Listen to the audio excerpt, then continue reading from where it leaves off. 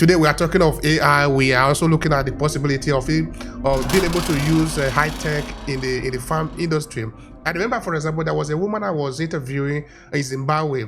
She was in the farm. We were doing the interview in the farm, which means that there was a coverage there in the farm. She was telling me that if they wanted to eat goat meat, they will kill the goat inside the farm. They will refrigerate it inside the farm. They have everything there in the farm because they are living inside the farm. And being able to practice that kind of agriculture and the type of agriculture that we were used to at the time is different. I think technology has a lot of, it's already playing roles, but it can become better. That's what I think. I think there's a lot of roles that technology can play just to ensure that we have a better situation with our global supply chain. And some of those things is starting from the production itself again, because I'm a plant person, right? So I always like to go back to the plant itself. Like, how do you produce them? As a farmer now, you're calculating how many bags of fertilizer or how much you spend to produce. And then if it's not optimized such that you are using just what you need, it's already affecting the cost of the produce. In an effort to show that you're really serious about making this change, from the curriculum side, let us introduce agriculture at the primary schools. First farm and second farm, or 7th and 8th grade is compulsory, but you have a choice when you get to 9th, 10th, and 11th grade. I'm saying that in an effort to show that you're very serious about this, you need to make it compulsory. So like English, math, and history is compulsory on the curriculum. I am saying that agriculture also should be that fourth compulsory subject that every student going through school must do that.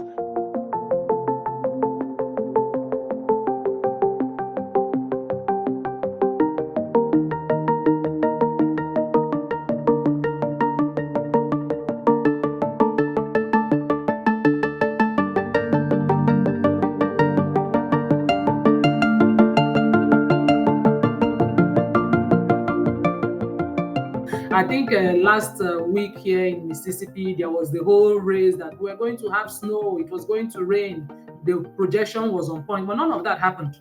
It didn't happen. There was no snow, there was not a single rain, it was just cold for a period of time. So I think that goes a long way. Like, there's unpredictable weather for food production. It affects the food. So we are starting from the source now. If the food production itself is affected because the weather pattern is not what it should be. I'm a plant breeder by training, right? It's a case whereby you say a particular plant, this is the optimal temperature for this plant, or this is the optimal humidity. This is what you expect in order to get the best yield. And then that's not the case. That does not happen. You realize that the yield is affected. So if the projection was like, say, you were expecting to get 1,000 ton of this thing, or how many quantity of this, and then there is already an issue with the climate and you don't get that quantity, there's already problem from the source. So that's one issue that has come to become like a 2025 issue for the global food supply chain. Then there's also the issue of supply chain disruptions that goes beyond the food itself, right? So maybe you have the food already produced, you have issues of labor shortages, for example. And I say this from when I was getting my PhD, I realized that most of the time when we go to the field, I got my PhD in potatoes, right? We go to the field, we expect some level of labor to help us to harvest. So there is a number of people that you expect to come and be part of it. And then nobody's interested in doing that work. So there is that disinterest in agriculture that, circles back to affect the global food supply chain.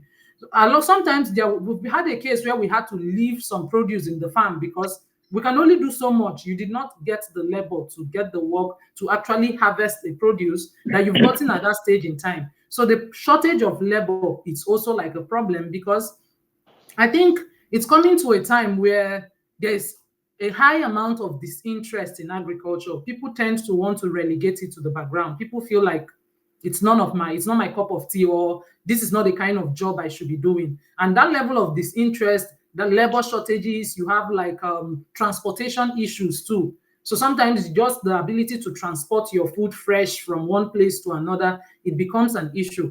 And then something else that ties into the conversation I'm having is the problem of food wastage.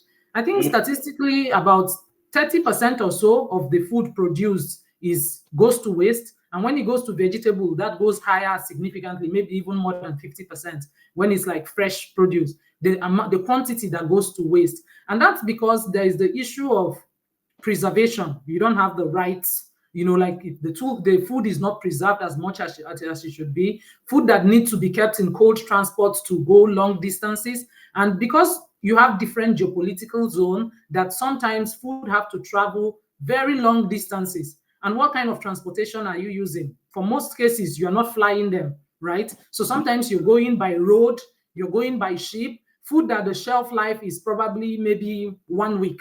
I'm talking about fresh food now. In the case of fresh food, that probably the shelf life is a couple of days to 1 week, and then it spends that number of days getting to the destination. So by the time it's getting to the destination, it's probably having just shelf life of 1 day, or sometimes even spoiled on the way before you get to that point. So these are some of the major challenges. And I think the last one I would like to highlight in terms of the challenges is the global inequity, right? You have cases where you have places that have too much food, that so much goes to waste. You have other places and you face the situation of food deserts. Like in Mississippi here, part of the work we do is trying to reach underserved communities, right? We're trying to get to them because you see people who live and grocery stores is very far from them. So people like that, they have no choice but to depend on convenience stores and fast food. And then, there is high cases of health conditions, diabetes, overweight, what have you. So all of these issues of food desert, some people have too much and some people don't have at all. So it's a problem of trying to create that balance, creating that balance where you can make sure that at least everybody has enough food to eat. So I think these are some of the challenges that I see, like from the work I've done so far and from my understanding of it. These are like just highlighting. There are more, right? But this comes top to mind for me. Okay, if there was anything within the area of technology that might be of importance to also highlight, today we are talking of AI. We are also looking at the possibility of it, of being able to use high tech in the farm industry. I remember, for example, there was a woman I was interviewing in Zimbabwe. She was in the farm. We were doing the interview in the farm, which means there was a coverage there in the farm. She was telling me that if they wanted to eat goat meat, they will kill the goat inside the farm. They will refrigerate it inside the farm. They have everything there in the farm because they are living inside the farm. So being able to practice that kind of agriculture and the type of agriculture that we were used to at the time is different. So that when we say people are disinterested in agriculture, which was something that you highlighted in the course of your presentation, we need to also see if the way that we are practicing this agriculture is even enticing to the younger generation, particularly, so that if you want them to be inside, what tools are they going to be interested in to make them get into agriculture? Yeah, I think I can make a couple of comments concerning that. You're absolutely correct, right? And I guess that's the whole aim of this conversation is not just to highlight the problems, because if we highlight the problems and leave it at that, then we've not really done anything, right? I think you're right. I think technology has it's already playing roles, but it can become better. That's what I think.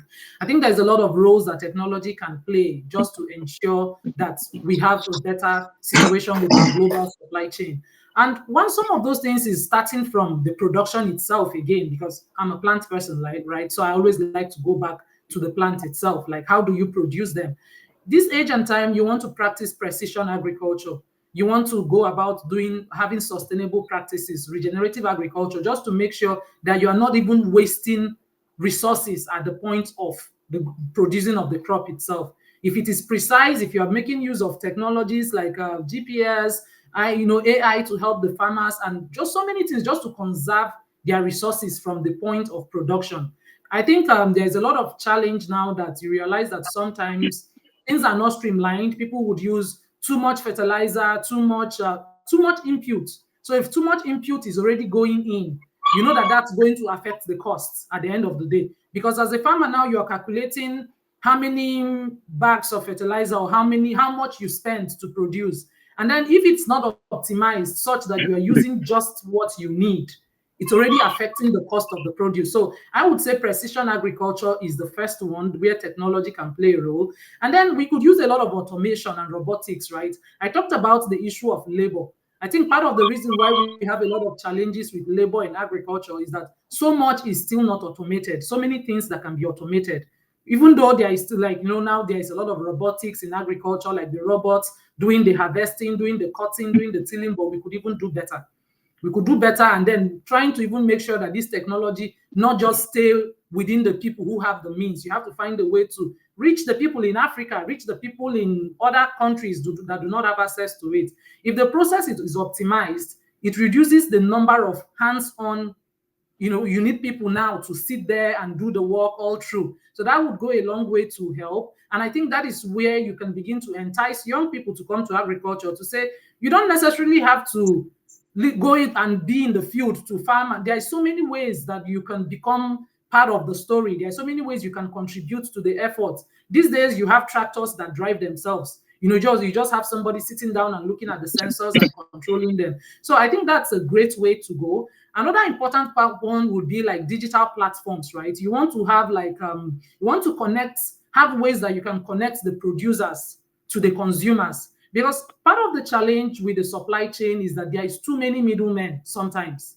There's too many people in the middle. So before you go from the person that produced, that gets peanuts for all the hard work he has done, and you go through all of the middlemen to get to the person who is who is going to consume it, the prices has been hijacked. The person who did the work is getting nothing. So digital platforms that can really help to reduce the intermediaries and the waste. It's a great way that technology can step in. And I think the last point I want to highlight, just so I don't take too much time, is trying to make sure that we have like cold chain innovations in terms of long distance transport. Sometimes the issue of the whole disruption is that the produce gets damaged before they get to the people who need the produce. I mentioned that before. So you just want to make sure that the goods that have to travel long distances, they don't face any kind of spoilage. So this is also somewhere that technology can come in. And I guess the last one would be to, like, mention blockchain, right? Just to help with the traceability and to reduce the issues of fraud. So I think these are some of the ways that technology can really step in to optimize what we have, to just make it better. Yes, that's what I think of it. All right, thank you so much for that. All right, John Huff. So, what is your first take on the conversation? Be brief on that. Remember that we're coming to you later. Please go. Well, it's interesting. The thing that we've been doing recently has been doing some research into a number of different things. You mentioned digital platforms, and we've been working. I have a company called Enterprise Transformers. One of the products that we are working on right now is called Grow Mobile. Grow Mobile is a digital platform. It's an innovative agribusiness platform designed specifically for Africa. So it's a platform with a number of different functions with it.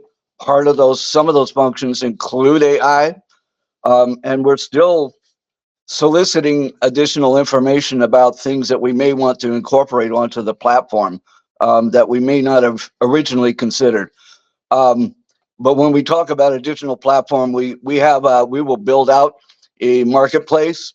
We will have what we're calling a virtual network of organizations and institutions that provide funding for agriculture. Virtual network for drone operators, and we talked a little bit about precision agriculture and farming. We'll also have a virtual network for storage facilities, and we realize that storage is a big problem. We also will incorporate, and this addresses some of the other items within the supply chain. We also will build out a transportation network. And this will be, it's essentially going to be an Uber / Bolt type functionality, but it will be strictly and only for agriculture. So pickup and delivery of agricultural items from wherever they may be to an endpoint, wherever that may be. Right now, and initially, what we will do, we'll only do those actions within countries. and not across borders. But eventually, we will provide the capability to provide transportation across borders. And then we'll also have what we call a Kifa Agripreneur Hub. And in there, we will train young farmers, young people to become skilled farmers. We'll bring to them the latest, greatest information on farming, teach them what needs to be done in, let's call it agriculture 2.0. So we want to give them everything they need in their hands, including things like, how do you handle finances and how do you run your business, things like that. So we'll include all of those things.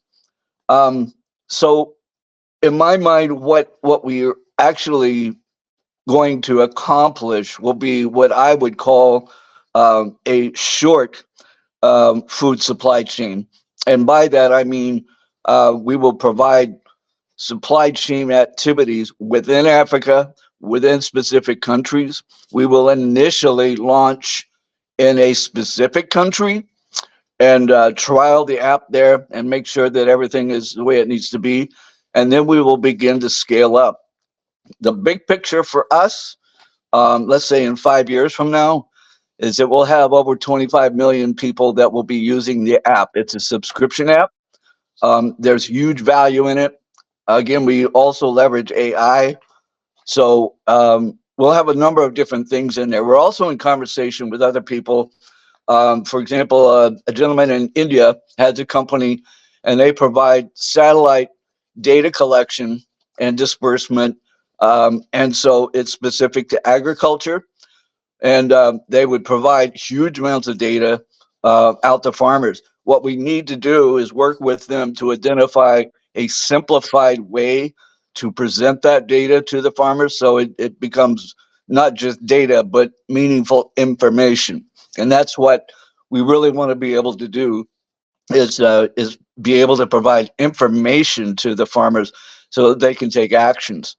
So, excuse me, I'm sorry.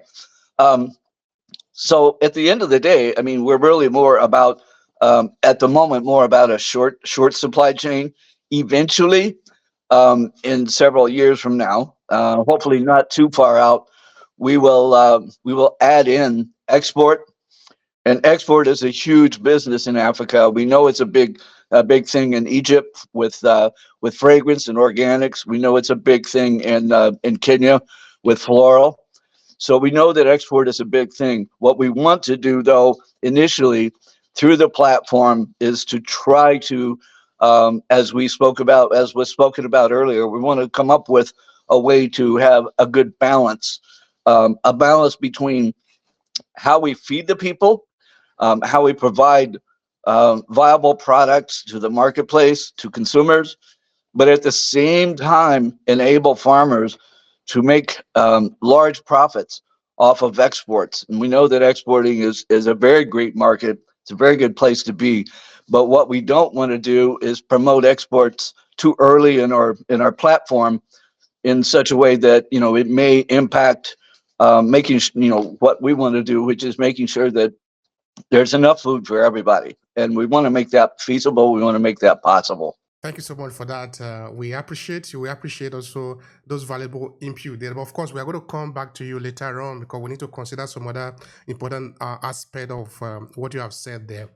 All right. So briefly, we have Tafari. Tafari, thank you so much for joining us, brother. We appreciate your presence. Could you say anything just briefly? Then we'll move to Amaka to conclude before she left or she leaves. Then we'll come back to you and also to other people that are going to be joining us. Please go ahead and introduce yourself. Okay, good morning, good afternoon, good evening, wherever you are, depending on where you are around the globe. My name is Yasan Tafari. I am originally from the Caribbean. I'm presently based in California, but I'm originally from St. Kitts and Nevis. And so I'm really loving what I'm hearing here from Don. I got in a little bit late, so I didn't get all of the doctor's presentation, but I gather that she's also coming from the tech side as well, and seeking to add technology and making agriculture as efficient as it could be.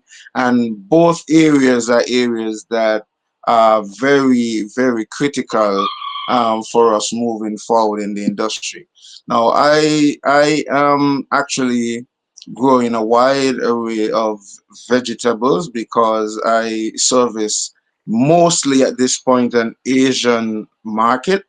Um, However, one of the things that I see myself doing in the future is fusing a lot of what the doctor and Dan and Don is talking about here. So at this point, I have gotten to the point where I I service a few farmers markets, and I now take the surplus and create value added products, which I think is the key to the future, especially for the Caribbean and Yeah. Africa, because one of our setbacks is the fact that most of the time we create the raw material and sell it to somebody else who then create the value added product and sell it back to us. And so that's for me, I'm taking the approach of beginning with the end in mind and seeking to put all of these things together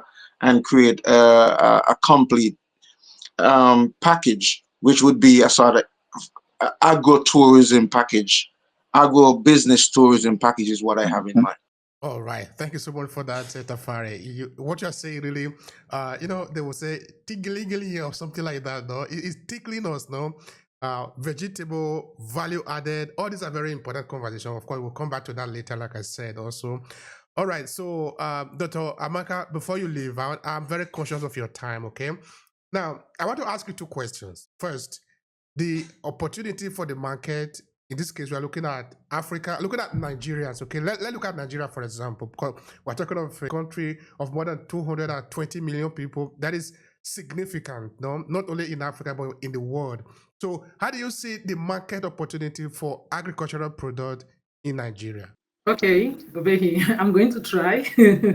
I have 3 minutes. I have to get to work, but it's been a pleasure being able to be here and meet Don, meet Tafari. I really hope we could connect more. You have such wonderful insights to share. Thank you so much for sharing all of those insights about agriculture.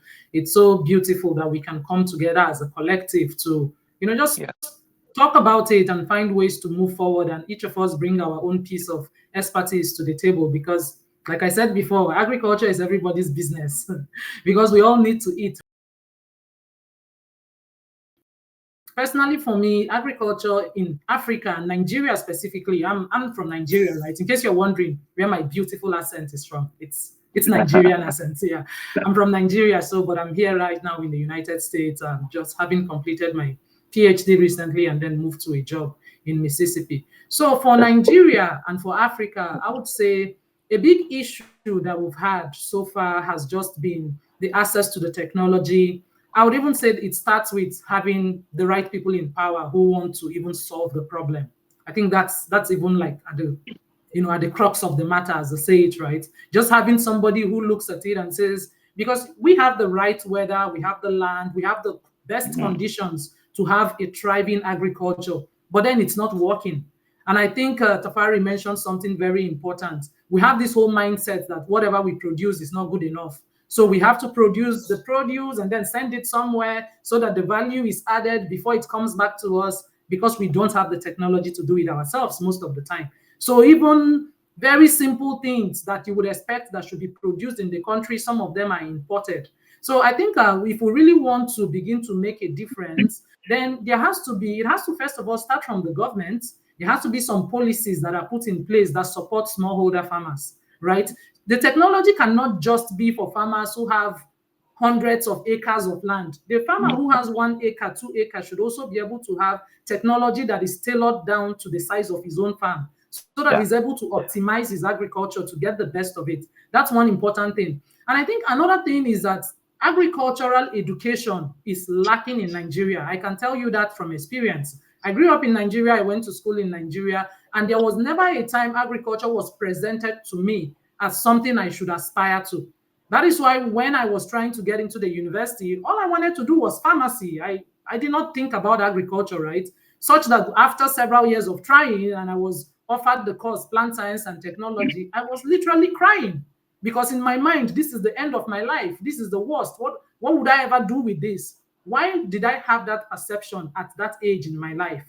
It goes back to education.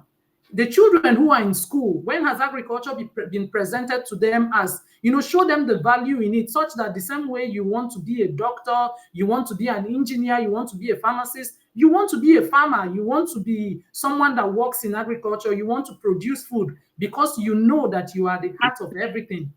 So I think education is another problem in Africa, in Nigeria now specifically.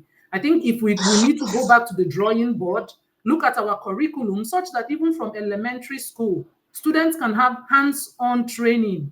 They can learn to grow things. They can get excited about it. They can really begin to, want to aspire to do those things. I really think there are so many much more, but I'm looking at my time, Obehi, and it's really been a pleasure being here with you guys. And I'm going to join to listen as audio while I just when I just finished getting ready to get into work. So thank you so much for inviting me. It's been a pleasure meeting you, Don. It's been a pleasure meeting you, Tafari. I really hope we'll continue this conversation another time. I am definitely looking forward to it too, because you are just talking my language here, because this is one of the things that I'm pushing in regards to education. I was a teacher myself, so I taught agricultural science for a number of years, and this is Me one of too. the key in the Caribbean, and I guess it's similarly in Africa, that slavery mentality is still attached to agriculture. And so a lot of the parents and older folks, like, they don't want to encourage their children to get into farming.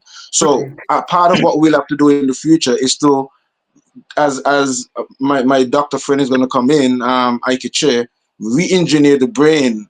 That brain re-engineering that is necessary, that paradigm shift that is necessary to, as we Right. would say colloquially, make agriculture sexy for the young people, so that it can be more appealing to them. So I really look forward to communicating with you more, and we can develop this. And I think also, Don, Yes. a bit of what you suggested in terms of the technology for the smaller scale farmers is what I think Don is going to be providing with his blockchain. And so I am really loving what I'm hearing here, and I can see the future of us collaborating and making things happen, because one of the key thing is a lot of people have the money, but they don't want to invest in agriculture.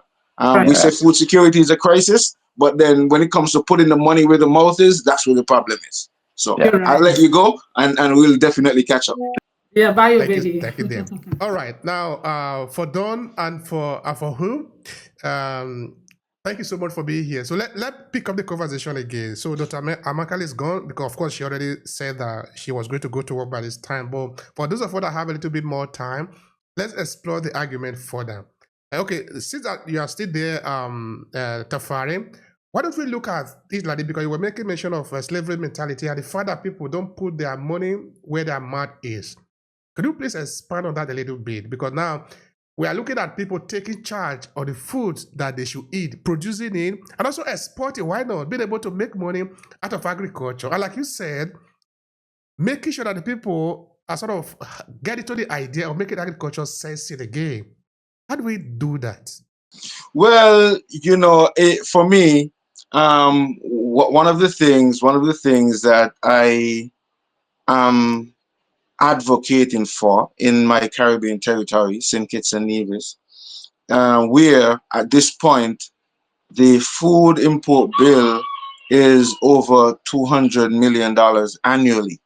And historically, Nevis, which is one of the two islands that makes up St. Kitts and Nevis, is or was known to be Queen of the Caribbean, because back in the enslavement era, Nevis was producing the most food out of the Caribbean, the most sugar and the most other crops that was needed for England at that time. But now the lands are in the hands of the locals, and they seemingly have other ideas with the land in terms of citizenship by investment and things like that. But that mentality in terms of um, let's use the land now we have it to our benefit and be able to at least even feed ourselves. It's so far gone. So one of the things that I've been advocating in an effort to reduce the food import bill, CARICOM has pushed for a reduction of the import bill by at least 25% throughout the region. So they're saying at least we do a 25 by the year 2025. Now, they spoke about this in 2020. Many of the countries are still not ready for Yeah. that. So, one of the things that I've been suggesting is in an effort to show that you're really serious about making this change, from the curriculum side, let us introduce agriculture at the primary schools. Make sure that when it gets to the secondary school, that it's not a at this point, first form and second form or seventh and eighth grade is compulsory, but you have a choice when you get to ninth, 10th, and 11th grade. I'm saying that in an effort to show that you're very serious about this, you need to make it compulsory. So, like English, math, and history is compulsory on the curriculum. I am saying that agriculture also should be that fourth compulsory subject that every student going through school must do that. And for the tertiary institution that they have, when you're going to enter the tertiary institution, that should be one of the subjects that's like a must. Whatever career you're doing, that subject should also be one of the subjects that you do. So that the people who are in the country now, everybody is exposed to some area or aspect of agriculture. And so that they can eventually, even if they may not at the end of their course get fully involved in agriculture, but at least they could play some part in terms of food security and food sovereignty, which I think is one of the things that we are not necessarily paying much attention to in Africa and the Caribbean as well, because security is one thing. You could be secured with containers bringing in food from overseas, and you could be secured knowing that. But in terms of sovereignty, being in control of the food, being able to have your own seed banks, being able to not have to depend on these big companies who are now buying out even the organic seeds and genetically modifying them. So some of these are things that we really have to be concerned about. So the education, as you pointed out, that's one of the things, and it kind of stems from, as I said, the slavery mentality. Most of us in Africa and the Caribbean, we would have been through that colonial era. And a part of it, because it was so terrible for the people, a lot of the parents, my parents and my grandparents and so on, when we were going to school, if you were to ask us what career opportunity we were looking forward to, farming or agriculture would have never been on the list. That would have been something that's looked down upon or scorned or frowned upon. And so there's a lot that's going to have to be done in terms of that paradigm shift to show that you can become a successful business person and agripreneur. And that's one of the reasons why I also push as much as possible, push that as my career venture right now as a global agripreneur, because I want the youth. This was a part of what I taught, and even though I don't teach anymore, well, at least in the classroom, I still think that I want to continue this, where I can empower a lot more people to see the opportunities in agriculture, and also apart from the opportunities in terms of careers, where you can be qualified in some areas where it's not, the fields are not as competitive. A lot of young people are becoming lawyers and doctors and so on, and those fields sometimes become very competitive.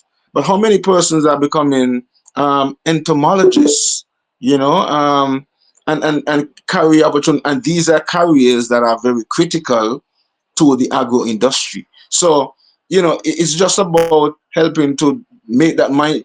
take that mind shift and help to show the youth that there are other opportunities in agriculture apart from just dirtying up your hands and so on. So that's where Don, I guess, is going to come in as well by introducing some of these new technology, blockchain, and all of these other areas, and show that, hey, we have drones now. We have, as Dr. Amaka was saying, we have tractors driving by themselves now, so you don't even have to go in the tractor. You can sit in a room and you could, with remote control, manage that, out in the field. And so these things would also be helpful in terms of that mentorship that is needed in terms of agriculture is hard work, dirtying up yourself in the field, to now seeing it as, hey, I could use my science and technology skills and so on and use it as a part of agriculture. So Yeah. that's what I'm seeing, and these are some of the areas that I think we need to really zoom in on and invest in. So we need to, especially in Africa and the Caribbean, put our monies where our mouths are, because at this point we have been bamboozled in terms of food security. We have been bamboozled in the sense of uh, politicians allowing some of the major organizations like the European Union and some of these other things that they sign on to in terms of trade, that puts them in a position where they they force them to grow the raw material and send the raw material to them while importing inferior um, byproducts.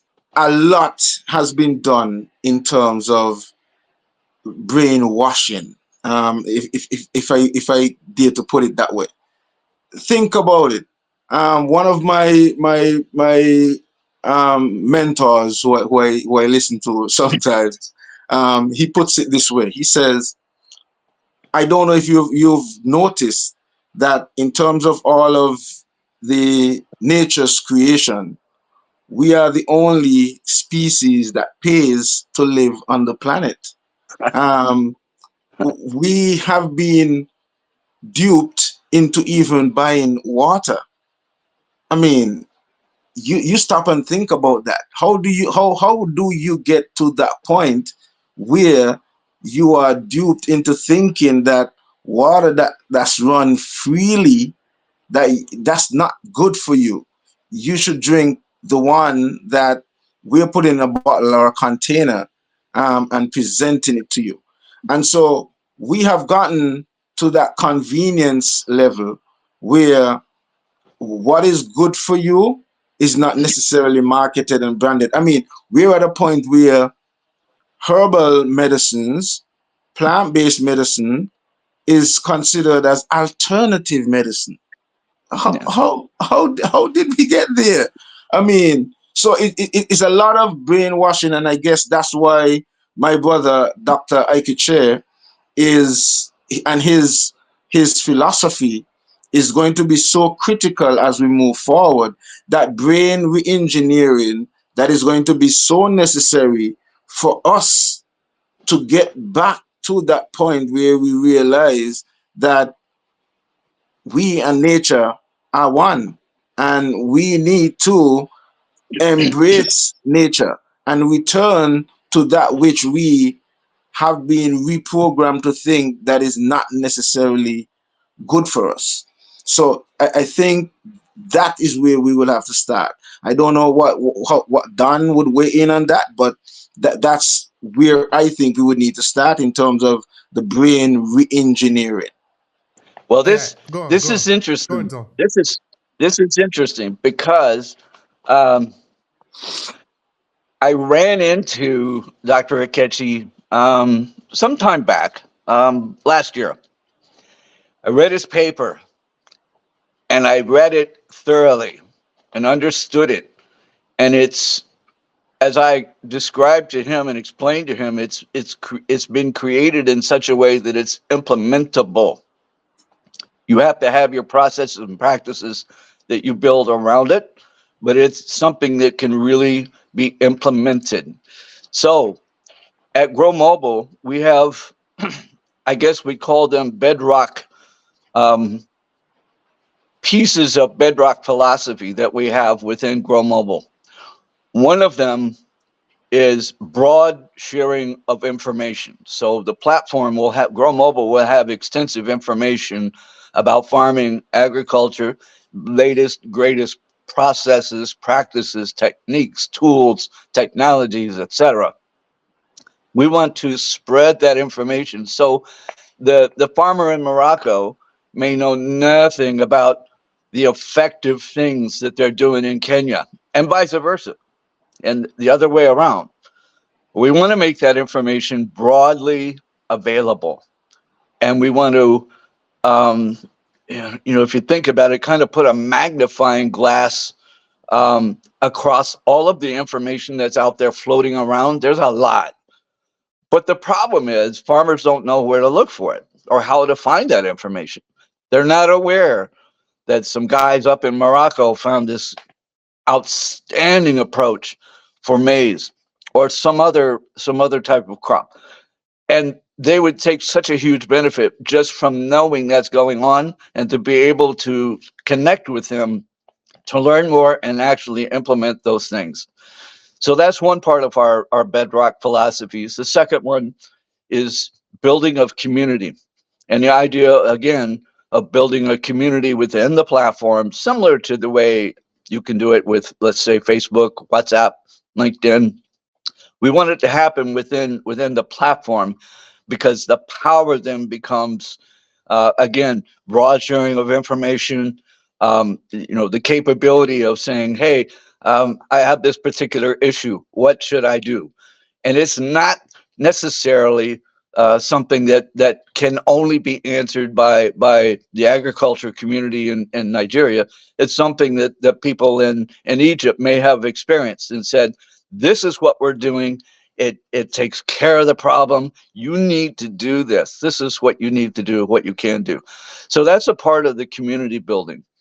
The third part of the bedrock philosophy for Grow Mobile is brain re-engineering, and that's how Dr. Akechi came in with us. We are major advocates for this brain re-engineering whole concept. The whole concept basically says, stop thinking in terms of colonial thoughts and ideas. Stop thinking about this in terms of, I'm going to get dirty. It's not a nice thing. My mom and dad want me to be a doctor, an engineer, a lawyer, whatever it might be. And as you said, Tafari, the idea behind being involved in agriculture, and so there's so many different ways you can be involved. So it's not just getting your hands dirty. That's not the only alternative way you can get involved in agriculture. You can get involved in soil studies. You can get involved in seed improvements, not GMO, not GMO, but you can get involved in seed improvements. You can get involved in so many different ways. But what we want to be able to do is inject Dr. Akechi's philosophy across our platform in every aspect to make sure that people know and understand we're not just supporting all of the known traditional farming techniques. We want to bring on the latest, greatest things. Some of those things may be suitable for some of the farmers and maybe not so much for others, but we want to make sure that they have that information and that we begin working with those people to begin that whole brain reengineering process.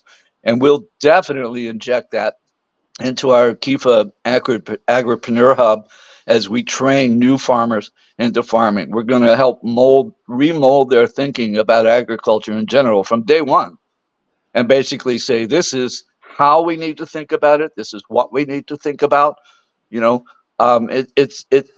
to be able to answer all of the who, what, when, where, why, and how. And those three things make up the bedrock philosophy of Grow Mobile. But I think we're most heavily going to rely on Dr. Akechi's work that he's done. He actually is kind of our senior research consultant, but I value the work that he's done so much. Definitely. And as I listen to you and you speak about seeking to build that community between the platform, one of the visions that I have is building the physical community. So there is also a plan that I have to be able to create some agro business based community development projects with the mindset as we are talking about here, to be able to create a setting where we have all of these variables. So within that community, I want to be able to, at this point, I'm seeking to create a small model, at least on St. Kitts and Nevis, where the population is smaller and it would need less investment to make it a reality. But I want to be able to eventually, scale and replicate it around, especially in African territories and other developing territories. But the concept is to be able to have, let's say, well, I have a model at this point that I can start with, which is a 1 hectare model that I'm working with. However, the plan would be to have farm with the agro-processing component on the property, and also the research and education side of it that you're talking about here. So you'll be able to have the capability of training those who are going to be working. You're gonna have aquaponics as a part of it. You're gonna have hydroponics, Yep. and we want to be able to have housing as well to accommodate folks who may want to come and visit, and stay and get the experience of being on a farm and experiencing what we do. A part of that, you would also, all of the products that are utilized within the accommodations and so on will be made from things that are grown on the farm. So you'll be able to, let's say, using lemongrass, make your own shampoos and soaps, and Yeah. make your own salad dressing, make your own, tomato sauce, make your own ketchup. So you want to be able to create that to demonstrate that this is what farming is, marrying agriculture and tourism. The folks who are living in the community know whatever they grow on their house plot, they can either arrange to sell it to the farmers market that would be a part of the community, or sell it to the agro processing facility where they can turn it into something else. And here's where I have been thinking about your technology in terms of the blockchain, because I'm thinking one of the critical areas would be, let's say on a site like that, that you could probably have a token or a coin that could be used to exchange as a means of exchange, so that the homeowner could then use that token in the supermarket at the facility, or use it at the restaurant, or use it to get, so instead of maybe having to pass cash, all of the exchanges could be done in that format. And it's like it's a community thing. You can have people coming in from outside and purchasing, so all of your value added products, you'll have your own little gift shop and your own little supermarket and all that inside the community. Mhm. And it empowers the other people in the community, everybody in the community. Somebody could be working in the agro processing, somebody could be the accountant, somebody could be actually, you create that space and that environment. And so this is what I'm looking at in terms of creating that community, and then demonstrating to the young people who are coming out of school, hey, but this is something that they can do. This is something that the country can benefit from, because the money is staying in the economy. We are creating stuff, we are selling stuff, and then you could get to the point where that facility could be creating the surplus and marketing it to, whether it's other supermarkets or the hotels, going international if you so desire. So these are some of the things that I am hopeful that I could see materialize in a not too distant future. So I've been thinking, like I said, about St. Kitts and Nevis, because the population is small, the island is small, so that's an easy space for the model. And then we can replicate. Is it something that look like a kind of agreed to, as it were, or so, where maybe Yes. people Yes. are They can go out in the garden and they can see their vegetables being harvested. They can help to harvest what's going to be cooked for dinner or lunch. They can do it. They can get a class on learning how to make ketchup. They can get a class on learning how to make, an herbal tea, or how to make the shampoo or the soap, things like that, because that's where a lot of people are right now. So there is actually a market for that. And so that's what I'm talking about. One of my projects actually include a small boutique hotel that I would like to turn into a farm hotel boutique setting.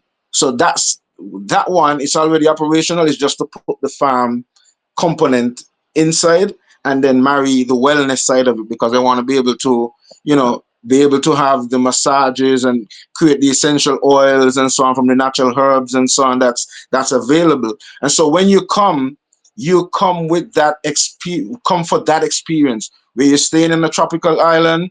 You can get healed, sort of like, even if you want to think of Dr. Sabi and what he was doing in Yeah, Honduras, yeah, that kind of mindset, and it demonstrates for the territory that you're going to be bringing in foreign exchange, because you're going to be bringing in people to stay, and also you're going to be making foreign exchange because some of the products that you're making, also when they visit and they experience it, they're going to want to take it back or tell their friends about it, take it back as gifts and so on.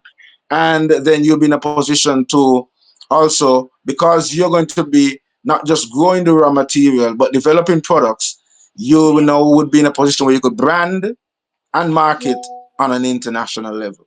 Important. Thank you so much for that sharing, the Tafari. This is very important. All right, Dr. Hoff. Now, I want you to tell me about something, which is the agricultural, the business side of agriculture. I think that is where Tafari is at the moment. So I want to see from you, because both of you were talking about brain reengineering, or changing the mindset of the people towards agriculture.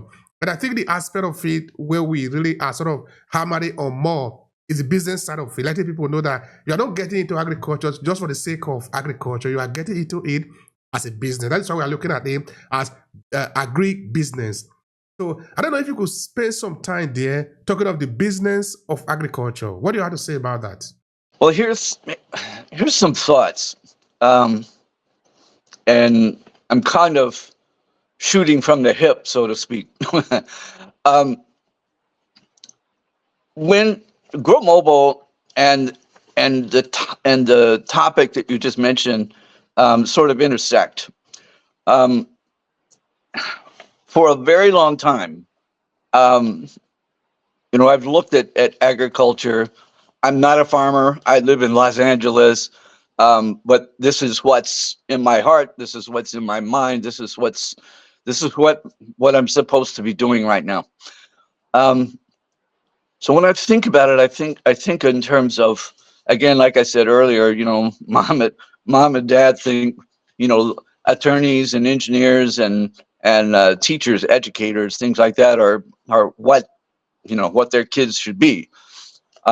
I'd like to see that transformed, into, as Tafari has said, into recognizing agriculture as something that can be done and should be done. But when I get to this whole thing, one of the things that I want to impress upon people is that agriculture is something that can't be strictly and only focused on yourself. Making money, being profitable, generating revenue is absolutely critical and an integral part of agribusiness. But the idea of it being very thought about in a very small way really limits what's possible or what can be accomplished. So rather than that, I think about, you may have seen a quote that, if your dream doesn't scare you to death, it's not big enough. And I think that's something that we sort of have to impress on people involved in agriculture, that this whole thing is much bigger than themselves. It's much bigger than that. There's much larger contributions that people can make involved in farming. There's much larger impacts that they can have. In information sharing, it sounds like such a simple thing, to be able to share your most productive, effective methods and techniques with a farmer in Morocco, when you're sitting in Rwanda. Those techniques may be the make or break for this guy in whatever country they may be in. And so, the idea that agriculture is just oriented around farmers, their families, and selling stuff. I mean, it's much bigger than that, much bigger. So we talk about the global supply chain, and I think the major impact that Africa have on can have on the global supply chain right now is largely through exports. It's really disheartening to me to see the sheer numbers of what is being imported right now. I mean, it's sad. It's for me, it's really sad to see so much money being spent on imports. Um, my wife is Haitian. She's Haitian Puerto Rican, and I've visited Haiti several times, and I see what goes on there in agriculture. I see the sides of mountains and hills where they've been carved into small farms, and I understand why those things are done, because it's lack of funding, lack of money. They do what they can with what they have, and however it is that they can do it. But at the same time, I think there's this recognition that they could have a bigger role in things. We understand, for example, that in Haiti, for example, the French took away, the native sugarcane and replaced it with something else. They took away the pigs. They took away, you know, um, the capability to manufacture and ship out sugar. All kinds of things that were taken away from them. All of those things need to be brought back in, in order to revitalize things in Haiti. Haiti has their own issues and problems right now, but I'm hoping that those things can be resolved, and Haiti can take a bigger spot in the world than what they've been taking. So I think, like I said, I think agriculture in general is not just about you and me, but it's about the world. It's a global thing. We've been talking about a global food supply chain. Um, I'd love for Africa to be able to take a major part in the global supply chain. But again, as I mentioned earlier, I think it's so critical and so important to make sure that we have a balance between what we use internal within the country and what we send out in terms of exports. I think there's that cautious balance. I would not want to see farmers swing far to the right and say we're only going to do export. And at the same time, I wouldn't want them to swing all the way to the left and say we're only doing farming. We're going to sell and do whatever, within whatever country we're in. I'd love to see this balance, and it's a little tricky. Some countries I would say, aren't particularly ready for exports, which is why we want to sort of hold off on that for now within Grow Mobile. But that's such a huge opportunity. But at the same time, again, we want to make sure that people in the country are getting fed. No one goes hungry. We want to make sure that we're not just talking about it. We work towards trying to make that happen. Well, as I listen to you, I couldn't help thinking about Burkina Faso and the approach that that leader is taking in regards to agriculture and some of the agricultural moves that are being made. And I think that approach needs to be adopted by many more African territories and even territories in the Caribbean, where, for example, they have vouched to not sell their raw cotton, but to take the cotton and make it into cloth first or clothes, and then use those to create the uniforms and so on in their territories, and then they could export the value added side of it. And this is the kind of approach that we need to take. So this is where I am in terms of what I want to do moving forward in terms of farming. So if I'm going to grow avocados, let's think about not just selling the avocados, but what other value added product I can get. So how Yes. about maybe the oil? So then let's invest in the machinery so that we can export the raw avocado, and then those that may be blemished and still does not meet the standards or requirement, or maybe they fell, and those can also now go into the processing side where you can extract the oils and sell the avocado oil, which is a higher end product. You brand that and you label that, and that's now creating revenue for that, for whatever territory that is. If you're growing, okras, what other way can we process the okra? We can do frozen okra, we can do freeze dried okra. And so methods of preservations and things like that, or whether creating a wine or creating a sauce or creating a canned product or something else that you can get a higher value for that same commodity. And this is the kind of approach that we would need to take, even if it's a small size, farm. If it is small size, then one of the things that we would have to do is learn to cooperate and collaborate and create, corps and so on, so that even if you're a small scale, um, you could have relationships with other farmers to make sure that you meet the quota that you may be required by some other large institution out there or something like that. So in terms of the business side of it, these are some of the things that we really have to consider, and that is why those who are going to embark on agriculture in these times, we kind of have to get them to see it from that perspective, so that they come into it as not just subsistence and just going to feed themselves alone, which we do want to be able to sustain our own selves. So then that's why we have to be able to create our own byproducts. So yes, there's Kellogg's, but we can make our own version of cornflakes. We can make our own version of whatever it is that they are making. Demonstrate that a lot of these industries are actually agricultural industries. And that's one of the things too that I think sometimes as a people, we don't make the connection. We don't make the connection between the product or the value added products and agriculture. Um, you're sitting in a house, the roof, the ceiling, the chair that you might be sitting in, that's made out of wood. That is forestry. That's an agro venture. Some people don't necessarily connect that. You're eating honey.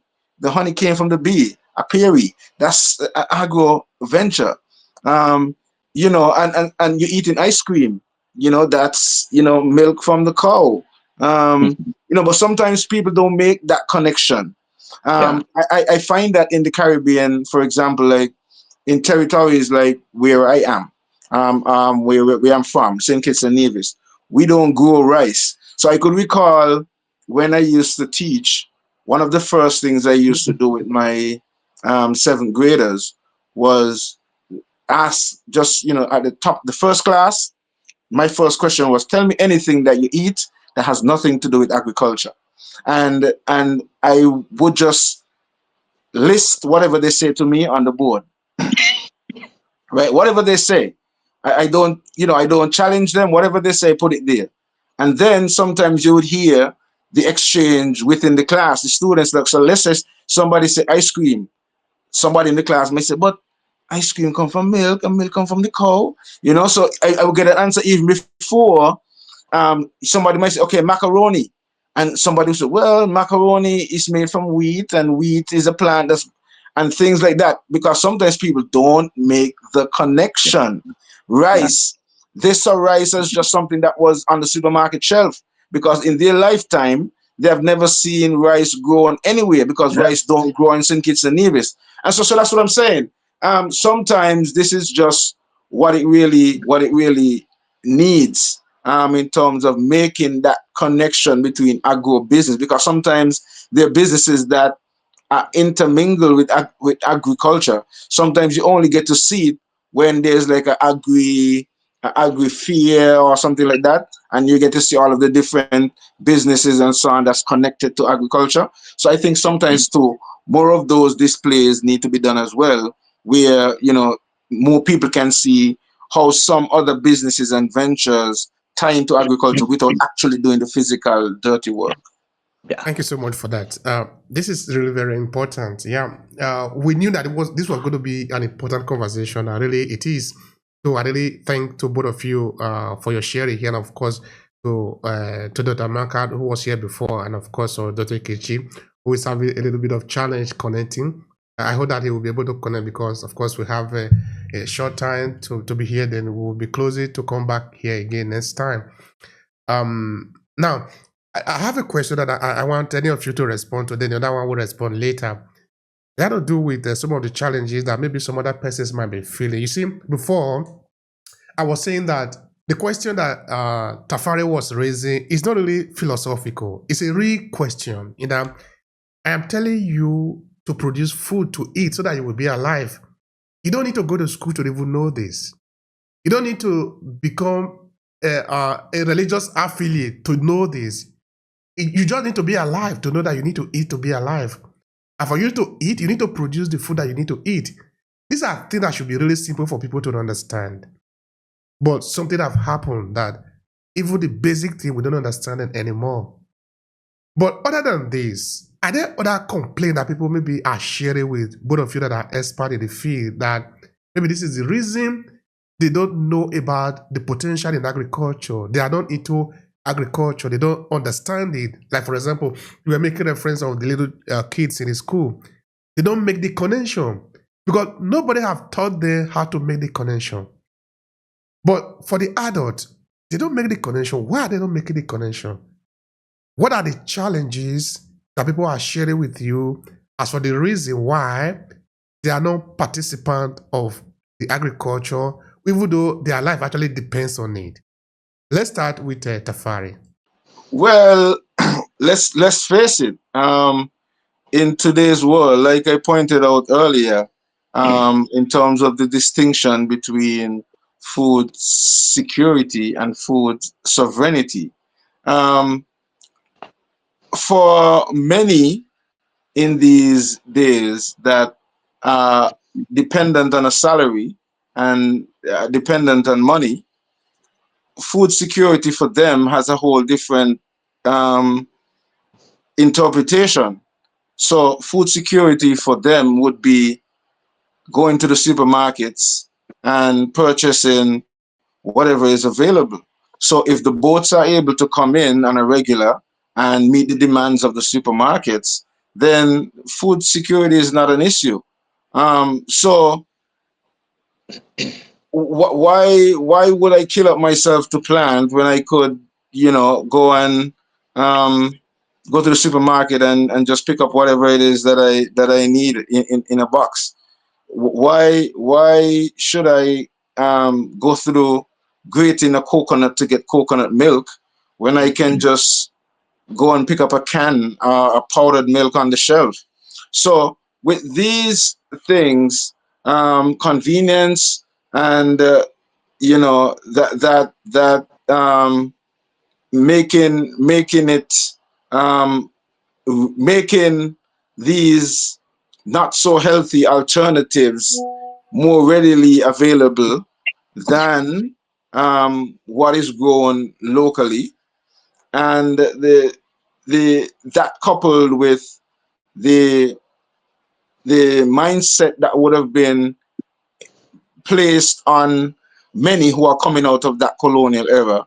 Or some my parents would have been like, okay, their parents didn't want them to become farmers, and so they worked hard to not get into that category. So they're hoping now to raise their children now, to their children take it to another level now. So I didn't get to be the lawyer, or I didn't get to go to the university. So now get to go to the university and become a lawyer, become a doctor, become one of those careers that are more looked at or respected, so to speak, in society.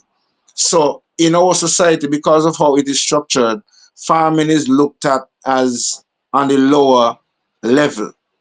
Um, there's not that mentality that says, well, even if you're a doctor or you're a prime minister or you're a president, it doesn't matter who you are.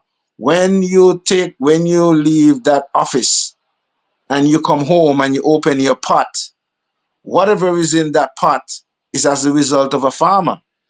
And that mindset is not necessarily there in terms of, as I'm saying, making that connection. So I think these are some of the things that are going to be necessary. And this is why um, what Dr. Ike is doing and now teaming up with Don and the mobile app and all that is going to be so critical and so helpful to the change in which you are seeking to see, Obi, because a lot of our generations and the adults today, they're gone.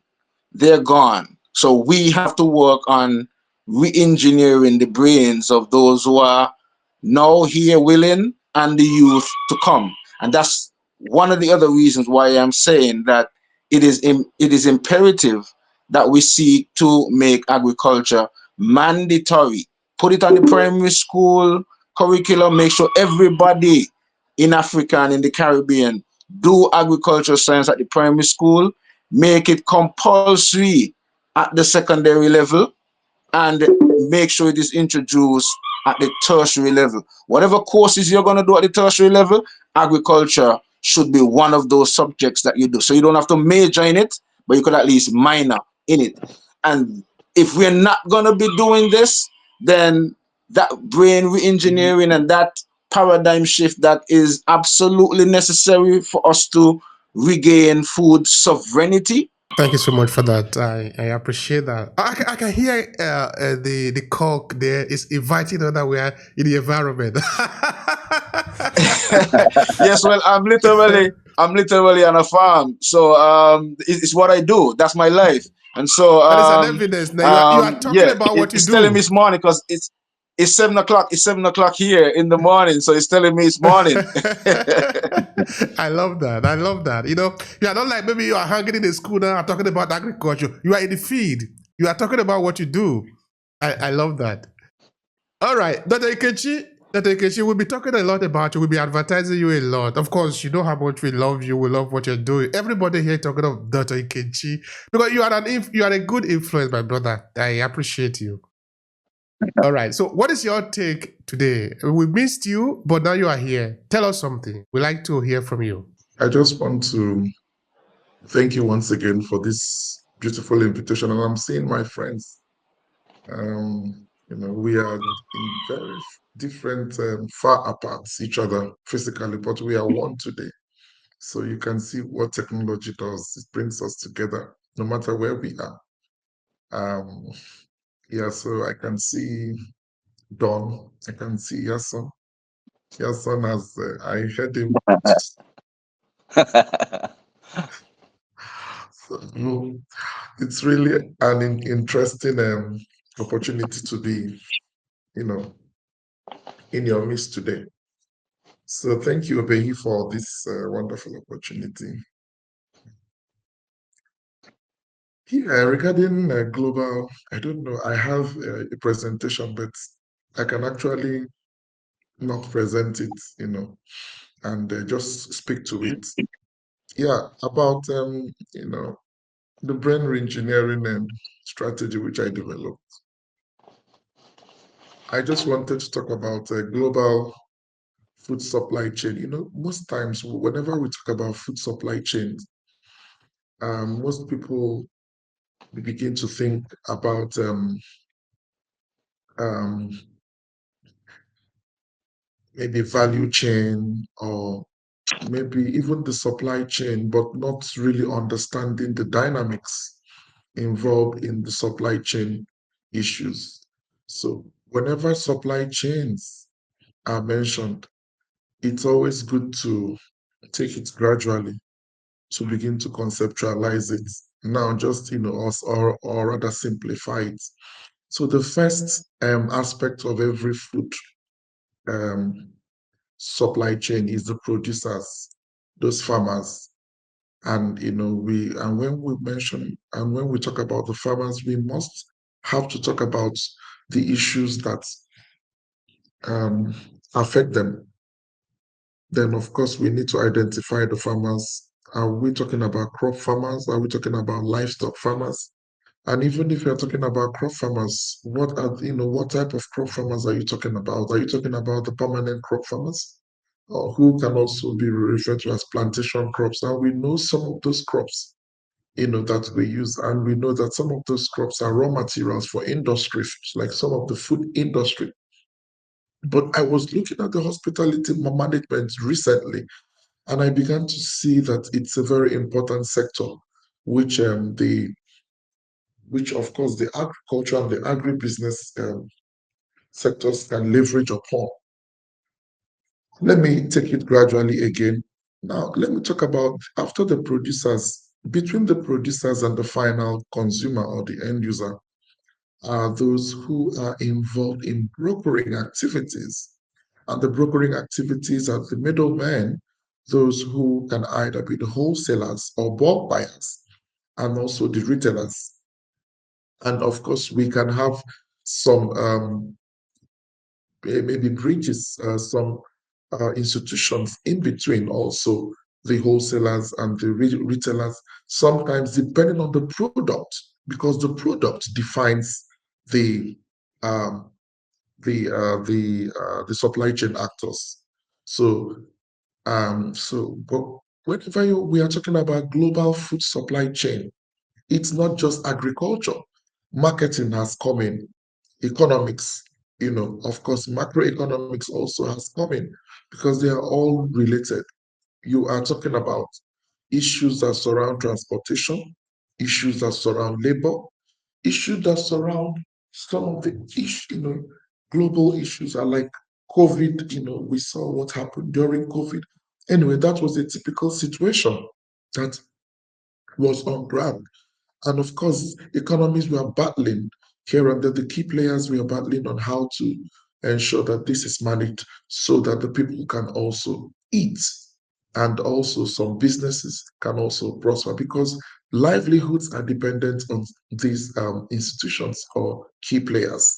Then, after that, I I began to look at the how to conceptualize the hospitality industry, which of course is a potential growth sector within the service sector. Like I earlier said, that it's an opportunity for the agribusiness sector to begin to find ways of leveraging on utilizing the hospitality sector. So managers or owners of hotels, of guest houses, of bread and breakfast, those places that you love to go to for holidays. These are all very, very important opportunities for the agriculture sector to showcase itself. And of course, we are looking at global food supply chain. So many hospitality firms have faced a lot of difficulties retaining, their customers or even their employees, due to inability to identify the factors that contribute to job satisfaction and loyalty. And we can see that in the global south, where Africa is, part of, has not leveraged on this, um, uh, aspect. So truly, many employees leave the hospitality industry due to low job satisfaction, poor working conditions, and a lack of motivation. Even during economic downturns, recruiting and retaining quality employees has remained very, very challenging. So, and it is really a sad note, that the performance of most of these organizations have indicated that some have failed because they adopted localized and incremental approaches in implementing of this re-engineering process. I call it re-engineering process because, I look at the brain engineering strategy as like as a window of opportunity. I look at it as a window of opportunity for the hospitality industry to utilize what the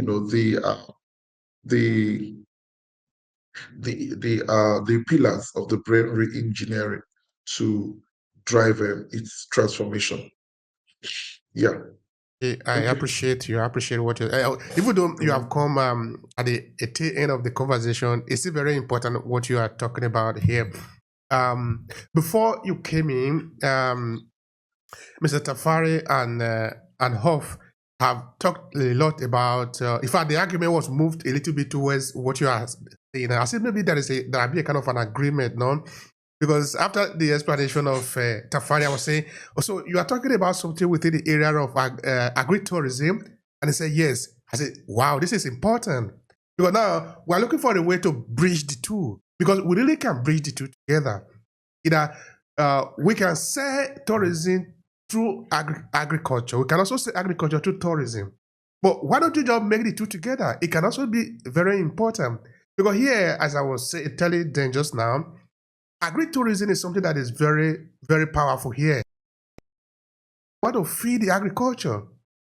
Maybe this is another way to get more of our young people into agriculture. In that now you can set up a settlement where people who are interested in cassava, for example, they come to meet you, you explain to them, you can even organize courses and teach them why they are with you. An entire school can come in an excursion, coming to understand how does cassava actually grow? How do you plant them? Because making it agritourism now meaning that you are going to cook for them, you are going to take them around, you are going to make them practice something like cutting the stem of the cassava, planting it. There is a lot of things that are involved because there are going to be documentation that are going to be involved in it at the end of the day. As we do this, it becomes an involvement of everybody. And there is also a lot of money to be made in that. So I think what you are saying, Dr. Ekechi, is not just interesting, but it's lucrating, it's enticing. So thank you so much. I appreciate that. I really appreciate that. All right, Hoff. What Dr. Yeah, Ike yeah. share, what Dr. Ike share is alluded to is basically what I have in my plan going forward. Because what I see in the Caribbean, for example, I've worked on a similar facility, a farm to table hotel setting. However, what that does is for the country, they're bringing in the tourists to seek to gain foreign revenue. Now, if you have to also take that foreign revenue to import food to feed the people, then you're like bringing in the money in one hand and then passing it out in the other. If you're able now to grow the food to supply the hotel with all the fresh vegetables and whatever they need, and then they can make the value added products from it. So even as you talked about the Obehi, when you spoke about the cassava, and they can you can bring a school and they can see how the cassava is grown and all that. With the hospitality industry now, they also get to see how the cassava can be processed into, whether it's the flour, whether it's the cassava bread, whether it's the other products that you can get from cassava as well. So that's when you seek to marry both of them, and you get to benefit from both. So agriculture now has the farmers now have a market because you're now supplying the hotel with the raw material, and you're also in a position to maybe create the value added products, the shampoos, the soaps, the lotions, the essential oils for the spas. All of these can be grown and developed and marketed and branded and demonstrate that this is a business that is connected with many areas that one might have never thought is necessarily connected to agriculture. So, Dr. Aikeche, I think you really are onto something with the brain re-engineering so that we can really see this, because I think it needs to be seen. And this is one of the reasons to why I want to be able to create that demo model, because as much as I am saying it, and all of us who might be here agree that it is something that should be done, only when many are able to see a actual model of it working, that it would make a lot more sense to those who we would want to further invest and take the model and replicate the model and make it scalable. Because with those communities, this type of community that I'm talking about, it's not just creating a housing, it's also creating agripreneurs and putting the people in a position where they can feed themselves and also create career opportunities for themselves and make business and make money for themselves, empower themselves. All right. Thank you so much for that. There is an Yeah. aspect. Yeah. There's an aspect Okay. that I want us to talk about. Maybe Dr. Kichi, you can move into that. I just want to point it out. Is it possible? Because I'm saying that because there is a project that we are working on, and I'm trying to see if we can put all of them actually into one umbrella. No, that we have the tourism aspect that we are working on, but we also have an agricultural project that we are working on. Our tourism project is a way is designed in a. There are some people of African descent that are maybe in one part of the world, but they want to experience the life in another part of the world. Say, maybe for example, you are in the Caribbean, you have never been to Italy. You want to come to Italy as a tourist, but a different kind of tourist. In that you want to see what is the African presence in Italy, not just any type of presence. You want to come and visit some places where they can show you what is the African footprint in Italy. Therefore, you are coming to meet other people that look like you in Italy to show you what is Italy from a point of view of Africa. So this is a project that we are developing. So the fact that it can even extend to Africa, we have people that are going to be working with us also in Africa. You want to visit Africa, but we don't just want you to pay a ticket and go there and wander around because Africa is the world. You go there with a program, somebody is going to walk you around. You also participate in project, no? Because we are bringing in agri into it. So now we have agriculture, we have tourism, and we also have this culture.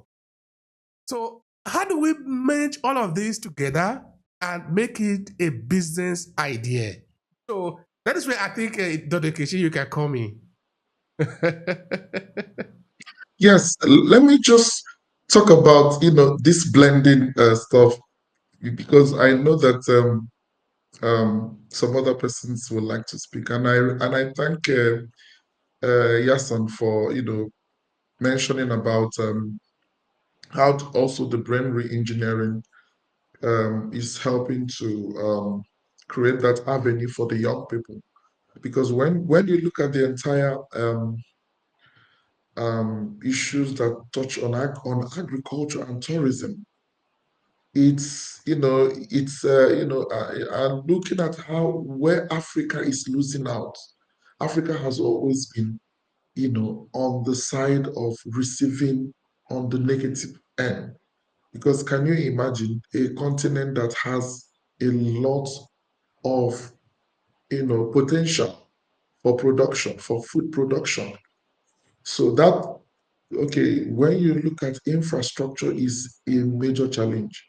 Now we are trying to blend agriculture, we are trying to blend potential for tourism, the potential for, of course, we're in the tourism is where we can get the hospitality as well, which, I just felt like talking about, not even knowing that this was the end of the discussion. And then, of course, the business side, because remember that agriculture and business goes together. Because what have we produced? What we produce, we are supposed to earn a living.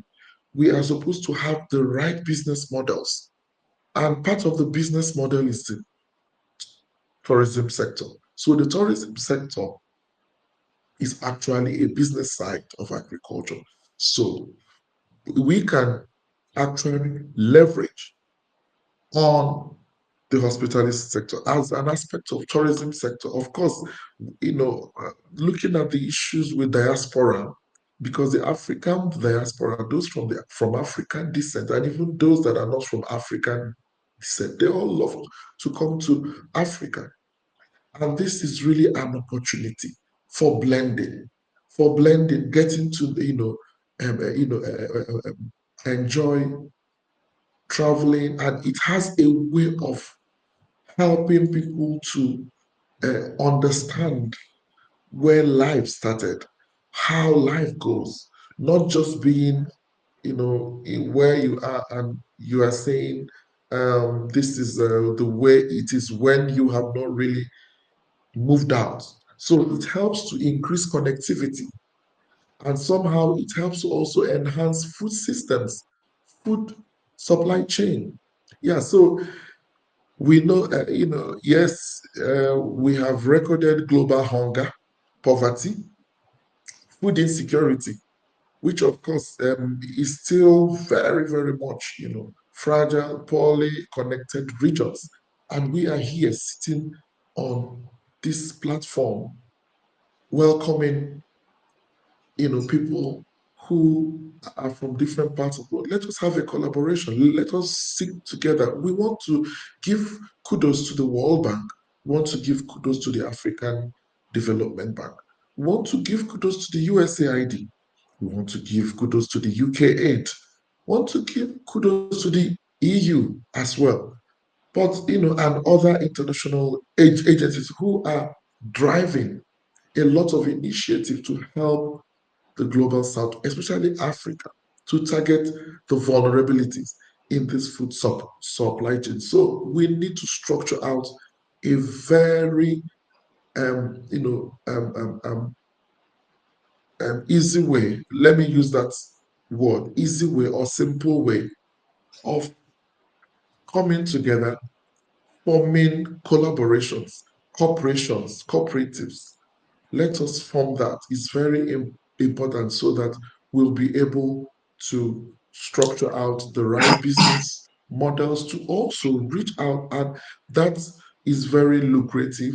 We, those who are involved in production, in farming, those who are involved in processing, those who are involved in distribution, those who are, involved in logistics, which is an aspect of distribution, will be able to um, unlock profits, gains, rewards for the players. Thank you Thank so you. much for that. I appreciate that. Thank you so much, Dr. Kechi. Obi, Yeah, Obi, yeah. Okay. So before, because we need to move on to Don Hoff, because I believe you want to say something. But go ahead, Tafari. $5 million right now provides all of what Dr. Aikeche, sorry, the question you asked would answer the question you asked.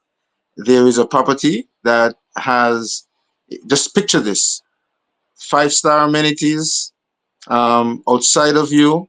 Now you have a garden with all of the exotic fruits and veggies. You've got the masseuse and the spa outside with the wellness. And this is on a 19-acre property that you can transform into the farm, where all of these, and imagine all of the oils and so on. So this is where the farm is going to make its money. So this is where you're marrying both. The farm could function as a business in itself, but all of the hotel side of it now provides also a market for the farm. So apart from having to sell the raw material, you have your own guest that's going to be utilizing it. You're going to be making your shampoos and your soaps and so on that you're going to put in their gift shop, that they're going to use in their rooms, the spritz, the all of the whatever value added products that you're going to create. You create that market for yourself already by bringing in the people to stay, and having them use these and having them exposed to the community as well, because you could have activities on site that would bring, whether it's local or governments or weddings or other activities that would bring people there that would see the products that you have. And with internet and all that, you're able to set up an online store where you can market your brand as well. So there is the opportunity for that, but like I'm saying, that's why I want to be able to create a model, and that's why it baffles me sometimes when I listen to other investments where I see people are willing to spend hundreds of millions of dollars, billions of dollars to go to Mars, to do all, to buy weapons of mass destruction.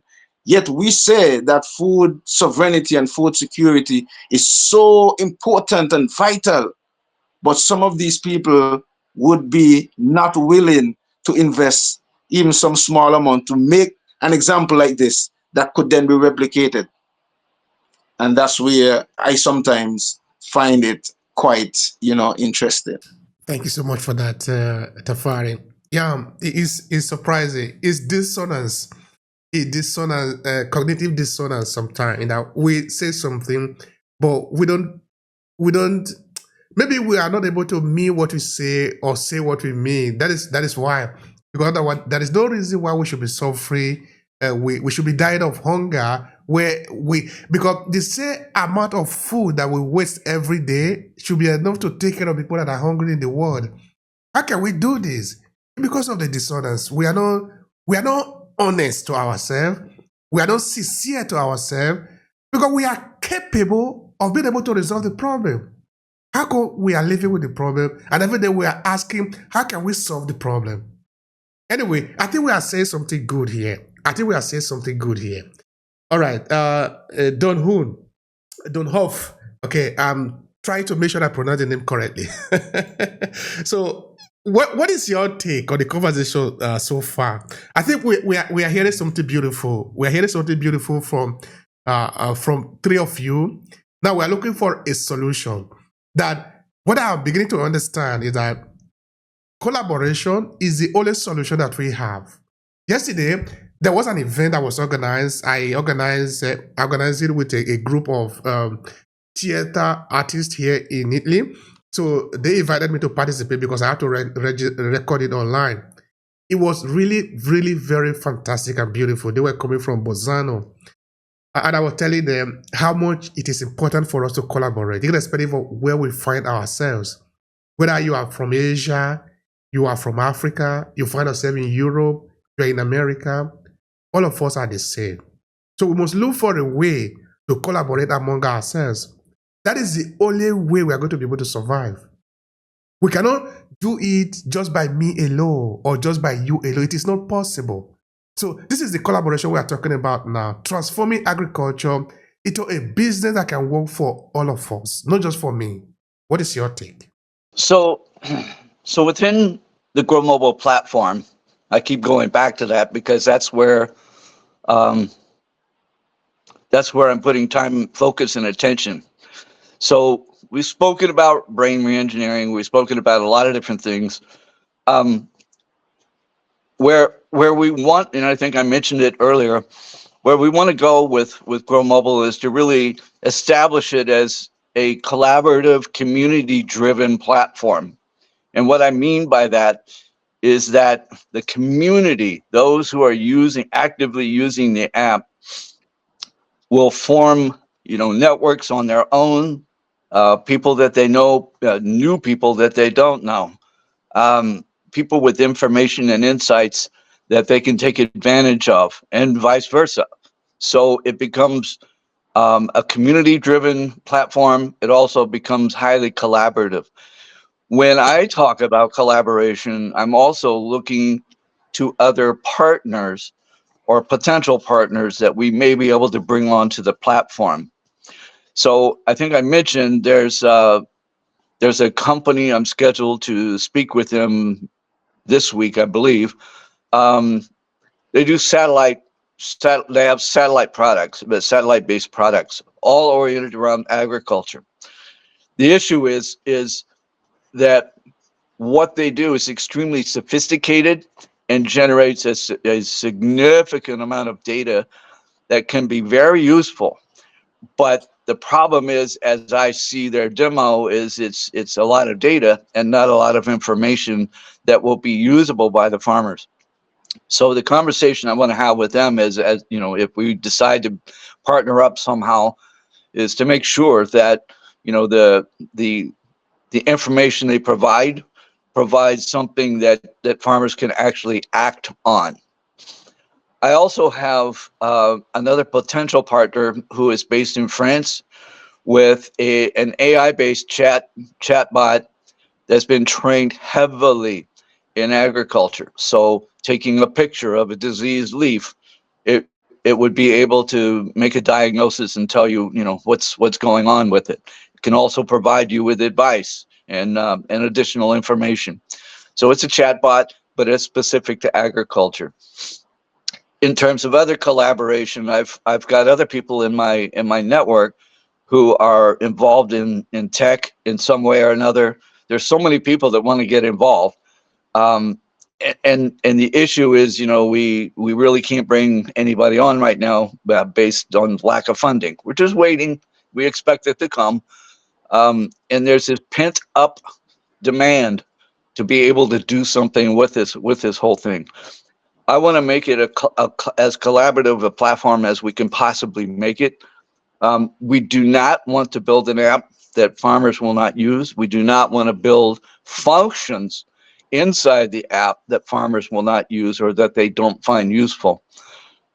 And then at the same time, we want to, ensure that we're impressing on people the bedrock philosophies that we have, and definitely Dr. Akechi's brain reengineering is a major part of our bedrock for Grow Mobile. So, the whole thing here is really that we kind of headed in the direction of talking about the global supply chain. My take would be that there are certain countries in Africa that are prepared and ready and are partaking in the global supply chain, and other countries are not there yet. Doesn't mean they can't be, they're just not there yet. And I think it takes this collaboration that we were talking about to help prepare them, introduce it to them, help them understand what it's all about, and to begin producing the items for export. At the same time, we want to make sure that this collaboration continues in country to make sure that whatever is being grown and raised, stays in country, and any excess, then we can talk about additional processing, value add kinds of things, or potentially export. I hear I have a million stories from a million different farmers about the problems that they run into on a daily basis. People that have 8,000 head of cabbage.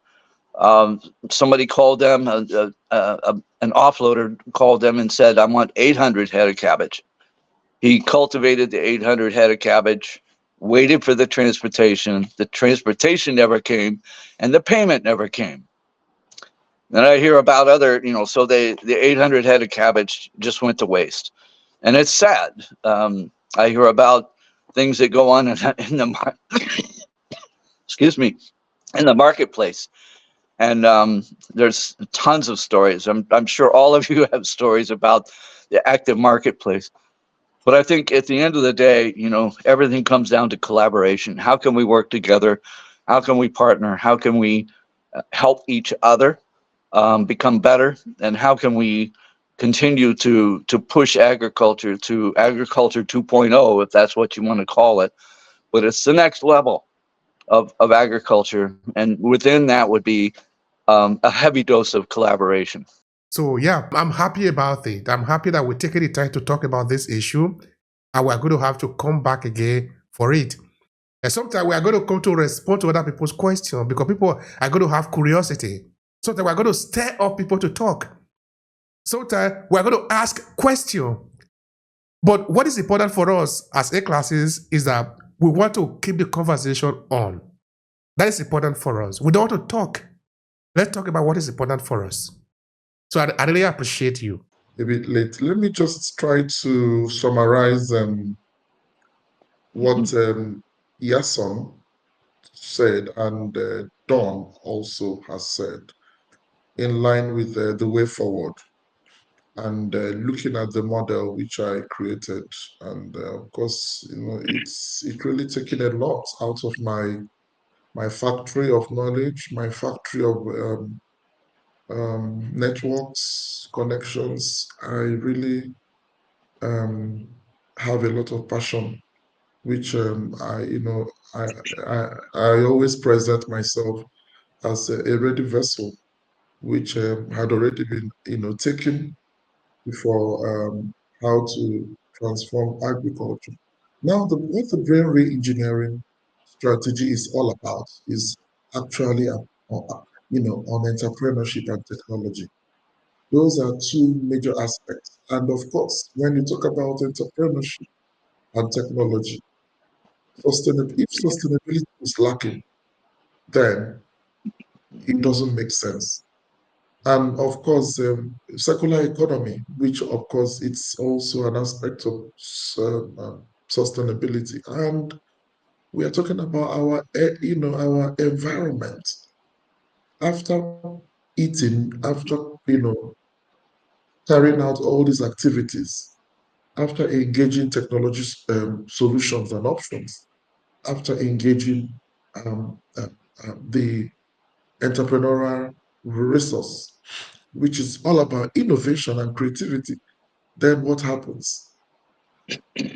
Now we are in the era of fourth industrial revolution, where a lot is you know coming out, and of course it's all about efficiency, trying to make life easy and simple. But in making life easy and simple, how do we create jobs? Jobs for young people. Now, a lot of young people have given up on the global south. If you see the rate of migration, there's something I was looking at, the other time, how to develop the brain engineering concept as a strategy for brain drain mitigation, to call brain drain. So now looking at robotics, artificial intelligence, precision agriculture, vertical farm initiative, in digitized agriculture, digital technologies, some of these issues about payment system, which of course I will give kudos to the Kenya, to East Africa. For some of us that may not know that the fastest emerging economy in the whole of Africa is in East Africa. Yes, East Africa took over from West Africa, and there's we keep recording strides from different regions. By the way, Africa is made up of 5 regions outside of the sixth region, which is the diaspora, African diaspora. That's where people like Gerson come in because they're from the Caribbean. And then, and other diaspora Africans. What about online ticketing and booking systems, social media and websites? These are all aspects that can be adapted into the agriculture space.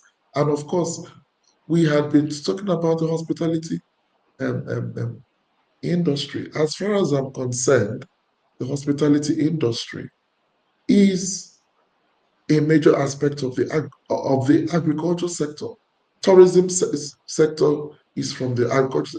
Without the agriculture sector, major main sectors of the economy cannot go. And that was why I am still underscoring here that agriculture sector is a primary sector, is a real sector, and is traditional sector. So every sector depends on the agriculture sector. And finally, agritourism is a commercial enterprise which links agriculture production with tourism.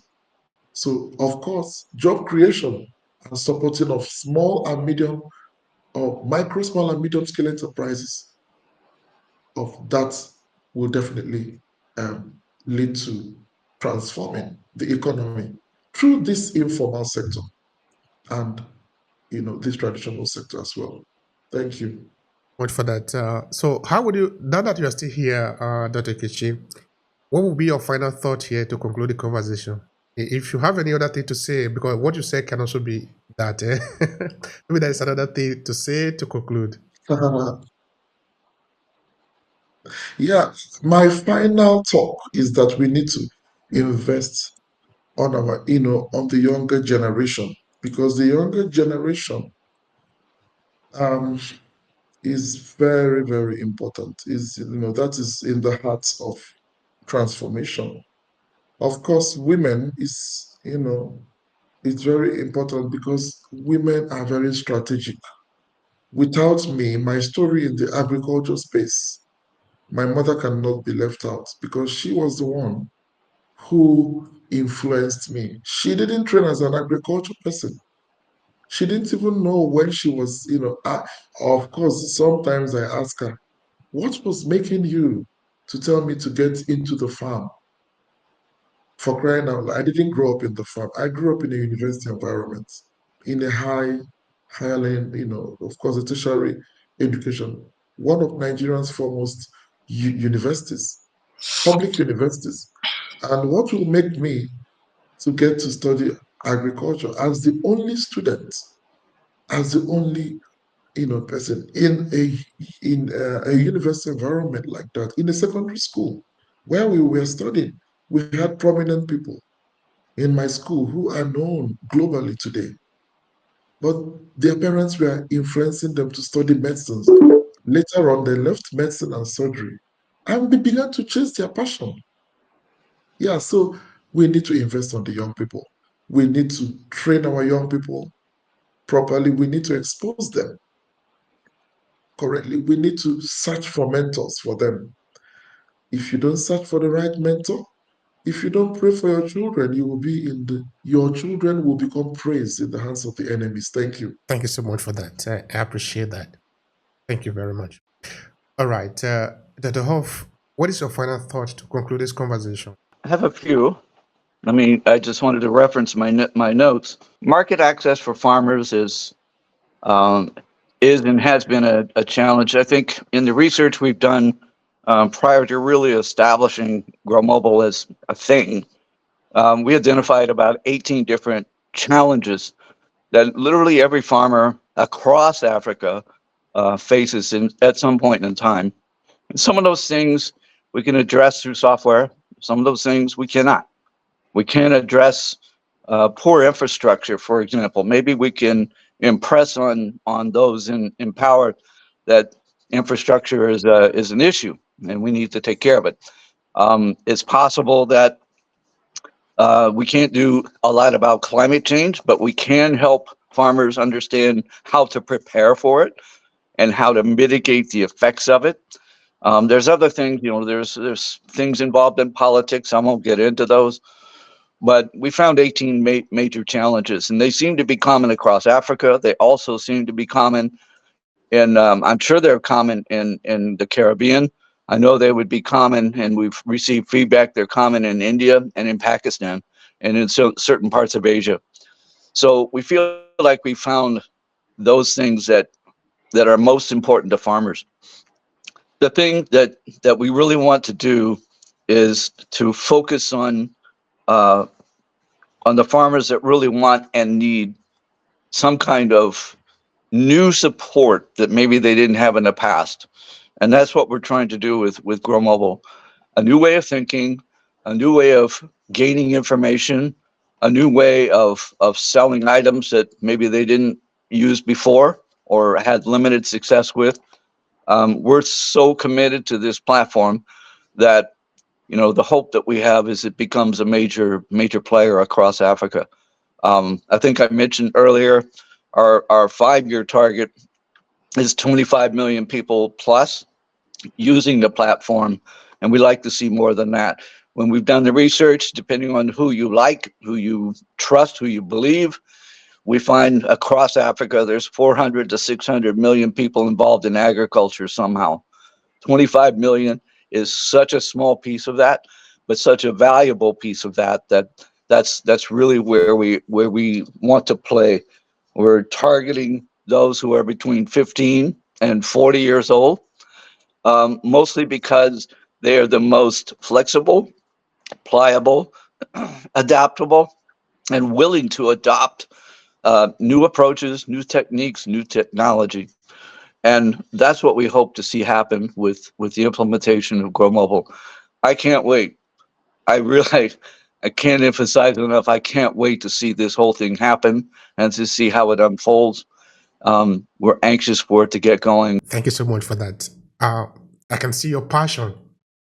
That is powerful, because if you have that energy, then it can always allow you to ride on. It can push you on. And I don't remember who was saying it. He said that you need passion. If you have passion, it will wake you up all the time. If you have passion, you're not going to say, oh, I want somebody to motivate me. No, your passion will motivate you. So we need to be passionate for what we are doing. Really believe that it is valuable. Really believe that we are the ones that have been called upon to do this. Because if we have that kind of energy, we don't need somebody to come and tell us, oh, can you do that thing? No. I'm doing it because I am responding to my call. My integrity is online. For my name's sake, I am responding to this call. I don't need to wait for somebody to wake me up because I am mature enough to know that this is my call. So I think that passion is important. We are saying that. Thank you so much for that. I appreciate that. All right, Mr. Tafari, what is your final take here to conclude the conversation? Well, finally, I must say I am very grateful for the opportunity to meet up with Don and the Dr. Amika Amela. I'm not sure. I don't want to butcher her name, but the doctor who was on before. Um, it Amaka. Yes, it was a pleasure. Really, um, getting an opportunity to share the stage with both of them.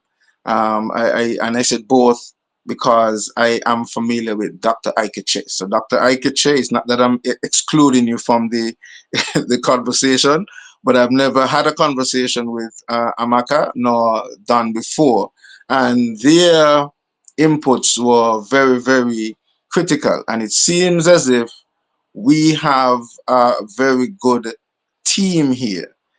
Based on what I'm hearing here, all we need to do right now is seek to find ways for us to collaborate more and make some of what is almost already a reality materialize in a very tangible way.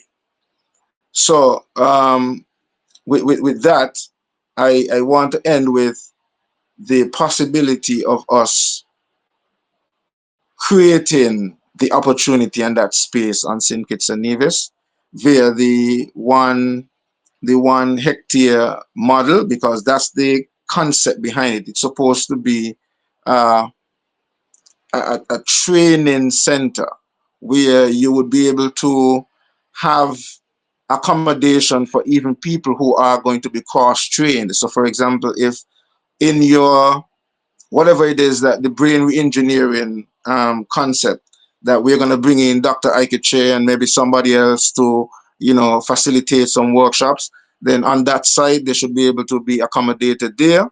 And there should be a room, a conference room that could take place. You would have the processing center attached to it. So all of these little skills and technologies that would be necessary for us to move forward would be available on that facility. Um, so we'll be able to train on like vertical grow, the hydroponics, aquaponics, mushrooms, and in terms of new crops as well. So for example, St. Kitts and Nevis have recently decriminalized cannabis. And so they're going to be looking forward to opening up that industry and, whether it's from the medical side, creating products. And so there's opportunities for that. Along with that, at present, there is a $200 million import bill to reduce. So anything that we are going to do, whatever project that we put down right now on St. Kitts and Nevis, has the potential to be profitable because there is already a $200 million market to fill. Um, in terms of done no specifics, so that's where in what I'm seeing, what I can do could include Dr. Aikeche and include Don and include Dr. Amaka. So in terms of Don, the use of his app. Now we are talking about solutions for farmers. One of the major issue that I find farmers have is in terms of getting access to funding, because there is the large argument and debate that, oh, farming is so risky, and so a lot of the major banking institutions don't want to risk money into farming. They could risk going up to space and blowing up some spaceships trying to go to Mars, waste a couple of billions of dollars. That's no problem.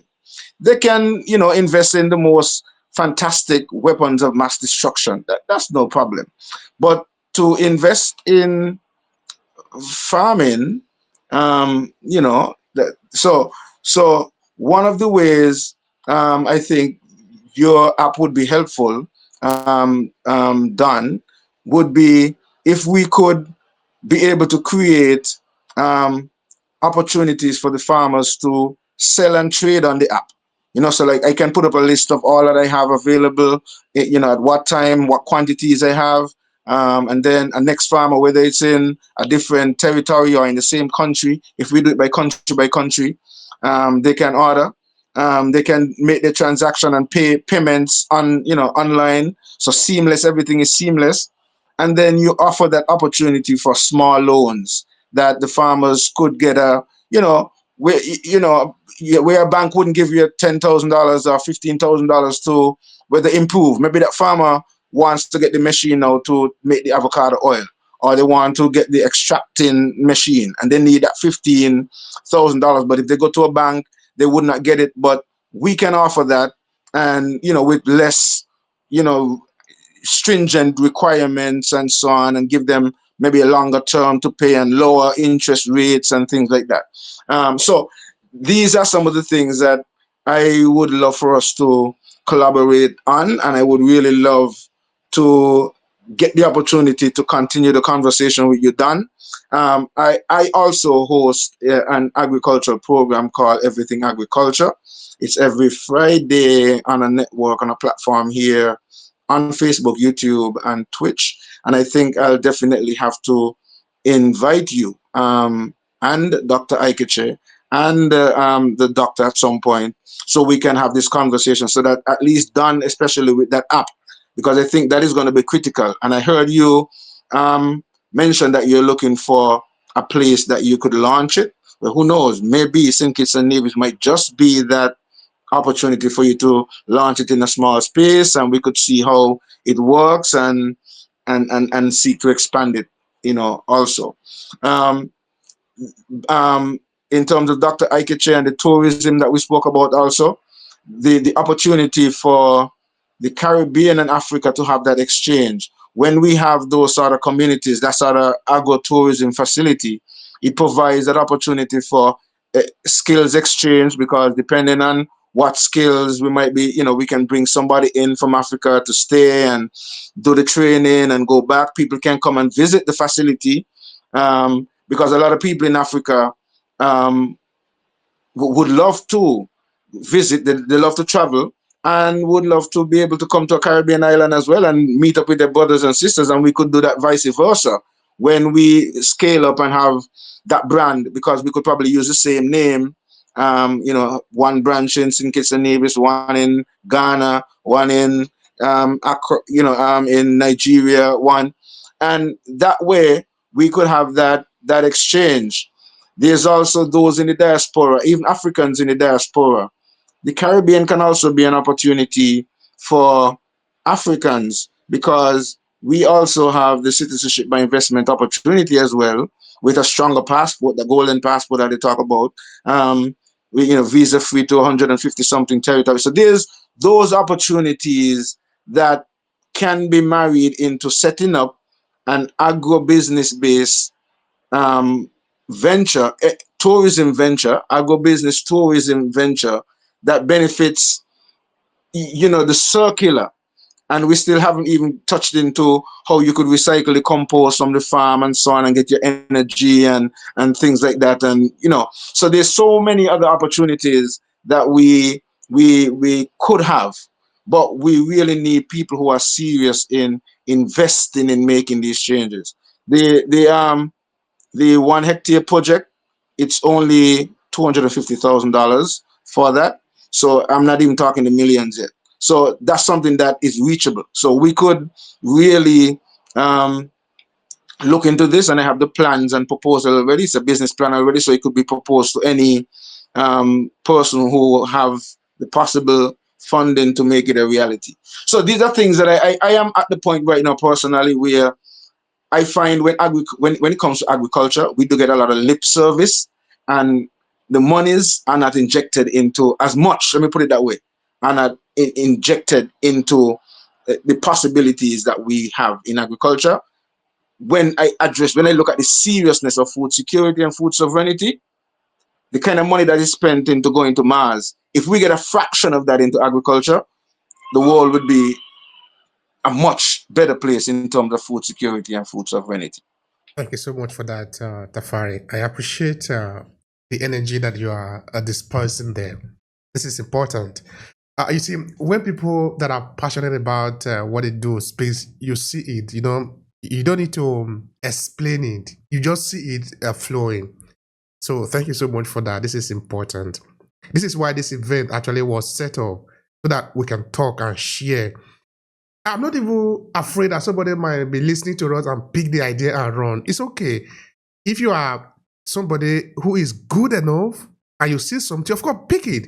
Everything that I know it by listening to other people. So if by sharing, by making this platform available, somebody come here and learn something and use it and it's helpful, that is good enough. I like that. But when you are stupid, you find good idea, the idea will also be stupid. So we are looking for people that can be useful. The universe is all for all of us, for us to tap into. So by the time we sharpen, and we could collaborate. Exactly. Even instead of picking the idea, we can choose to collaborate, because sometimes that's one of our problems as a people. We sometimes, we have been brought up in this culture, this competitive culture, and not recognizing that with unity we can collaborate and we can, create cooperatives that can make things that, if you try to do it on your own, it could be a lot easier if you do it as a collective. Exactly. That is the point. That is what we are talking about here. That we need to be able to work together. Yesterday, I was telling a group of friends that were working together that nobody can build a bridge. There is no bridge in the world that is built by a person. Nobody can move a mountain, but the people can move a mountain. The people can seek a valley if they want. The people can literally move a mountain and shift it to another place. If people can do anything, what I'm saying in essence is that by the time we collaborate, there is nothing we cannot do. But if I am just saying that I am the only one that can do it, I am the most intelligent, it is not going to work. It's never going to work like that. So that is why we are seeking what is the best way for us to do it. I might be able to do one thing, but that is all I need to do. That is all I need to do that thing. Another person knows how to do another thing. If we put it together now, we already have two stools that can make up the triangle. Another person knows how to do another thing. We're already moving. So we need to be able to work with each other so that we can be headed towards the same direction. At the end of the day, we'll be able to do a lot of things. No one of us is going to survive taking this world along. The way we made this world, we're going to live it like this. Now we're alive. Let's make use of the best time that we have right now. Tomorrow we will not be here. If we know that, then we should be careful of just thinking that the world is just about me. It's not about me. It's about all of us. So thank you for being here. And please come around next time, because next month we'll be here again. This is a conversation we really want to have. And we're not going to have it one time. We're going to have it multiple times. So thank you so much.